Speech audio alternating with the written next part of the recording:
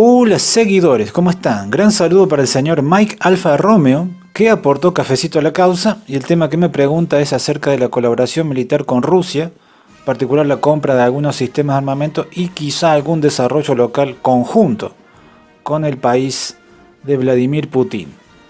El problema con Rusia, estimado, es de muy difícil solución porque tenemos problemas internos, o sea, un problema de parte nuestra, claramente un problema argentino, y después tenemos un problema externo, que son las decisiones que ha tomado Rusia en el panorama internacional, en las relaciones internacionales.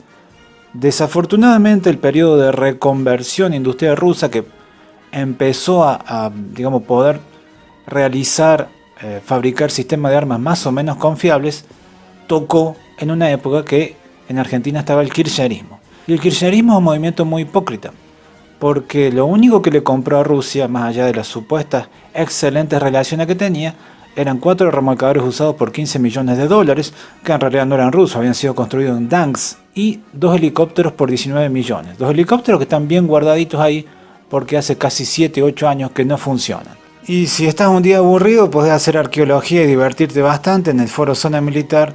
Ves ahí una serie de kirchneristas, nacionalsocialistas, nacionalizquierdistas, peronistas de tercera posición, es decir, algunos adolescentes granientos, mucha gente más madurita y un número no despreciable de viejos pelotudos haciendo planes de fabricación local de BTR-82, compra de MiG-29, compra de Sukhoi Su-27, compra de T-72, o sea, todas unas colaboraciones con Rusia, unas compras a Rusia que jamás se iban a materializar, pero cualquiera que hubiera podido entender el kirchnerismo sabía que eso no iba a pasar. Ellos votaron el kirchnerismo, jamás lo entendieron. Yo nunca lo voté, lo entendí de entrada. Ese, como te digo, es el problema interno. Ahora tenemos el problema externo.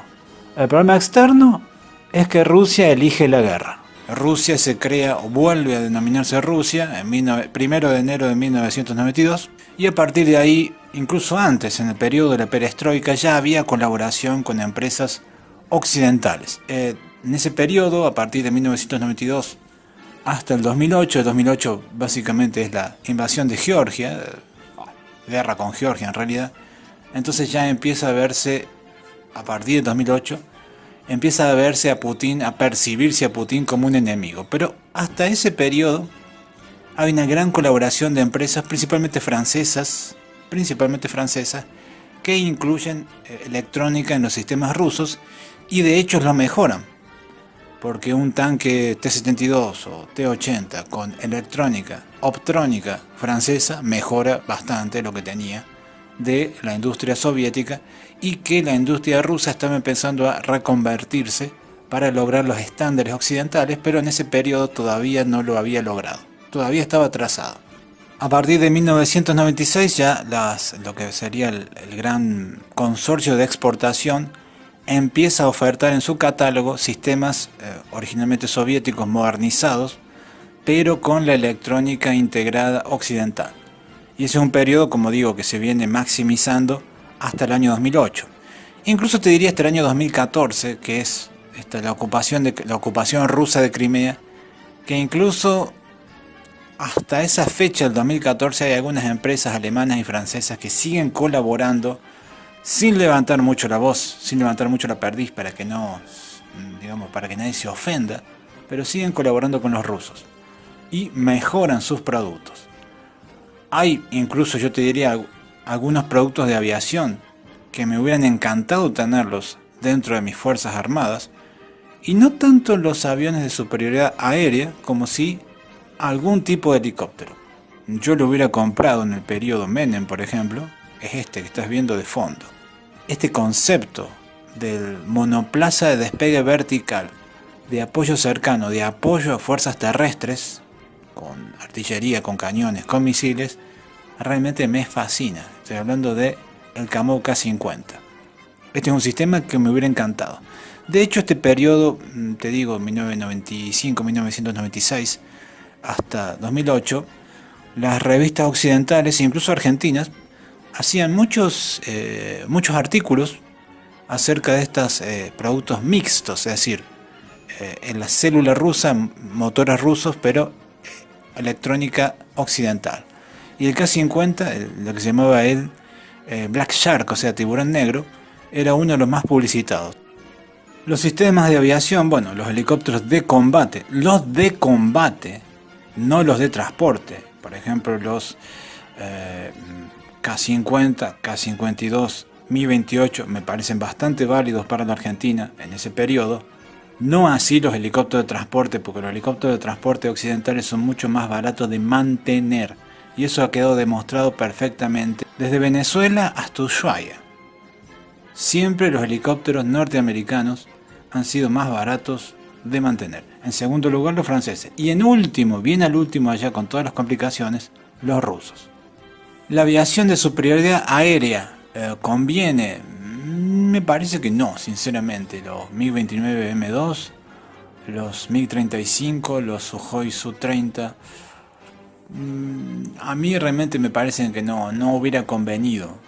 Te digo, no es el área más atractiva para nuestro país, porque son aviones, no son más caros que los aviones occidentales, pero hasta cierto punto son bastante más caros de mantener.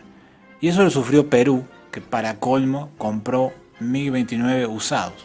Dentro de todo se podría decir que incluso los MiG-29 M2 o Su-35 o MiG-35 son los menos problemáticos porque siempre su planta motriz fue hecha en Rusia.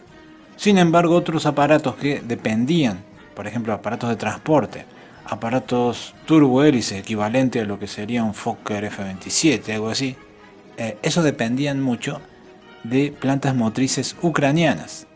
El caso del Yak-130 dependía de plantas motrices ucranianas, por lo tanto la producción del Yak-130 estuvo parada por 2 o 3 años. Después se cambiaron a una planta motriz combinada ruso-eslovaca. La empresa de Eslovaquia se fundió en el año 2018, así que a los rusos no le quedó otro remedio que tener que hacer todo el 100% de esos motores de 2.300 kilogramos de empuje, hacerlo todo en Rusia. Algo similar pasó con el asunto de diversas fragatas y corbetas.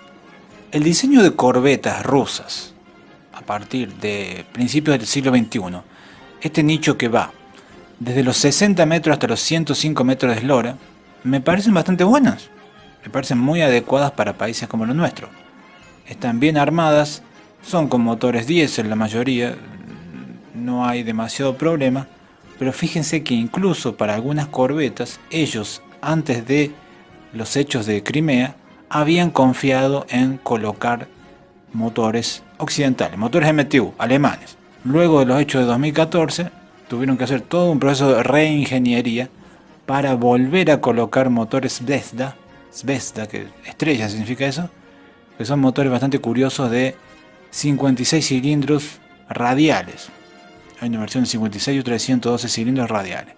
Bueno, motor que es potente, pero bueno, vibra mucho, bastante ruidoso. Bueno. Incluso los rusos no lo querían, pero volvieron a ponerlo a las corbetas de menos de 70 metros de eslora porque MTU ya no les podía vender más. No era que no quería venderle, es que no lo dejaban venderle. Y por supuesto que el tema no se termina con los motores diésel navales. También está el asunto que las mejores fragatas rusas utilizaban turbinas navales Saturn, que son turbinas navales hechas en las afueras de Kiev. Es decir, supongamos que un país sudamericano firmaba un contrato en 2012 o 2013 por 3 fragatas de tipo Almirante Grigorovich, algo así, que esas iban a tener turbinas Saturn. Esas fragatas iban a quedar paradas por muchísimo tiempo hasta que los rusos pudieran volver a hacer la ingeniería para fabricar sus propias turbinas. Recién ahí te las iban a montar y recién ahí te iban a entregar el buque. Vaya a saber cuándo. Suponete que el contrato se firmaba en 2012. ¿Cuándo ibas a tener vos esos buques? ¿En 2018? ¿19? ¿2020? Para haber comprado ruso en este periodo, 1996-2017, no solo bastaba el dinero y la voluntad política, sino también haber tenido unos asesores muy eficientes, muy inteligentes, muy bien informados, para que esa compra no se vuelva en contra nuestra. Ese es un detalle muy importante cuando uno abandona lo que ya sabe y se quiere meter en algo nuevo. Lo tenemos ahí en Quilmes, con los dos helicópteros 1171, que a pesar de ser mucho más nuevos que los Huey, no están volando, mientras los Huey revolotean por todos lados. Eso es todo por ahora, me despido, sigan aportando al canal. Hasta luego, que la pasen bien.